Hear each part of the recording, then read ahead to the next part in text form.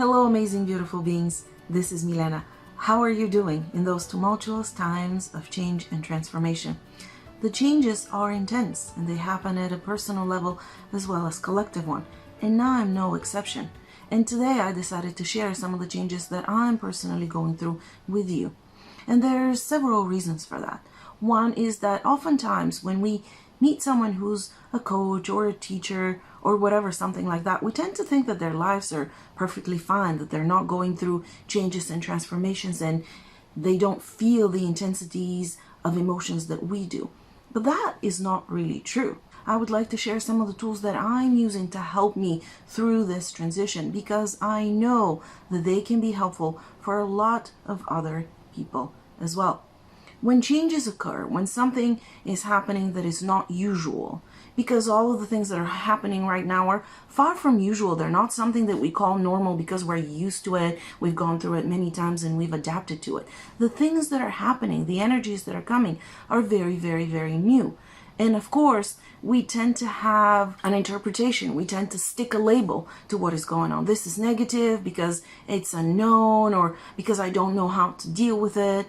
And that's one of the very first things that makes it harder. How do we choose to interpret the events, the emotions, the experiences that we're having? What do I mean? Well, can I say, yes, yesterday I got divorced from my partner of over 20 years. I'm leaving my home, I'm selling the house, I'm moving away, I need to give everything away. I need to pack up a couple of suitcases of the biggest necessities and move across the pond and start from scratch somewhere else.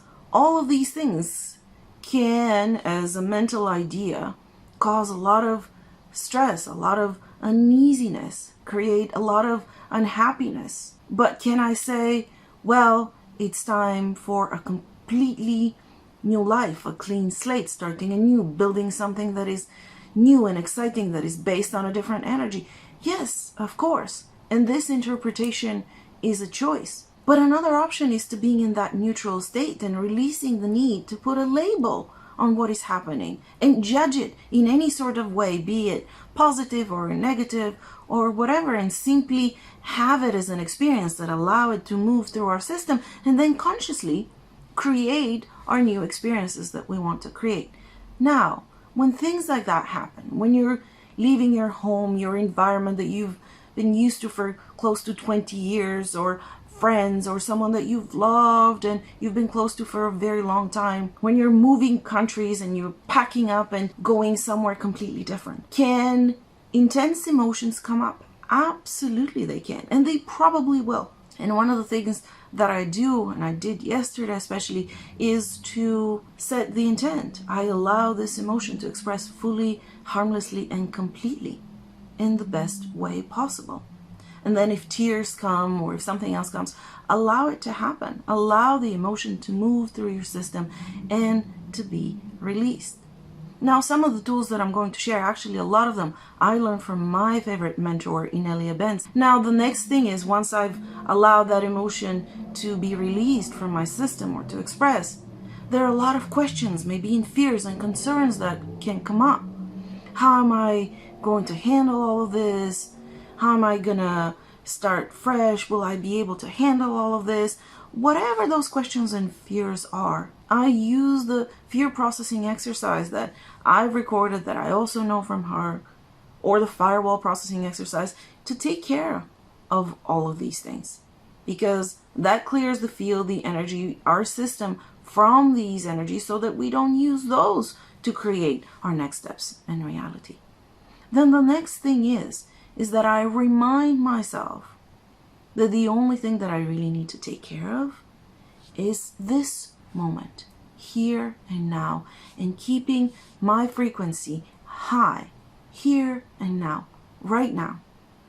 Because if I do that, the next steps will become apparent and will be easier, and then the next one will take care of itself. I don't need to allow that mental concept, that mental ego chatter of, oh, there's so much, and how are you going to do this, and you need to do this and this and this and that. Yes, can that be stressful and overwhelming? Absolutely. And trust me, those thoughts do come up daily. And I simply allow them to exist and express, and I process them. Because They can crush you, they can crush us, they can crush me when they come up if we let them, especially when the changes that we're going through are so big and so major. Now, the next thing that would be really, really supportive of us is when we go through the intense emotions, is to allow ourselves the space for them to move through our system. I had so many things that I had planned to do yesterday, but my emotional and my physical state did not allow that. I allowed myself to take a nap, to listen to something, to hold my daughter in my arms for as long as I wanted and I needed, to talk to someone I love, to chat with a dear friend. Because once you allow yourself to get into a better space, you're so much more productive and effective. It's easier. It doesn't feel like a struggle. And the next step is to allow ourselves to be supported by those we love. There's so much love and support for you if you allow yourself to receive it. If you reach out, you know who those people are in your life. It may be just one trusted friend, just like we would love to support them when they're going through something like that. And the last step that is also very important is to take care of our physical bodies in those moments too. To move, to sleep, to drink water, to nourish our system with something that is really nourishing instead of a toxin. Whatever it is that is happening in your life, it will help you move through it a lot more easily.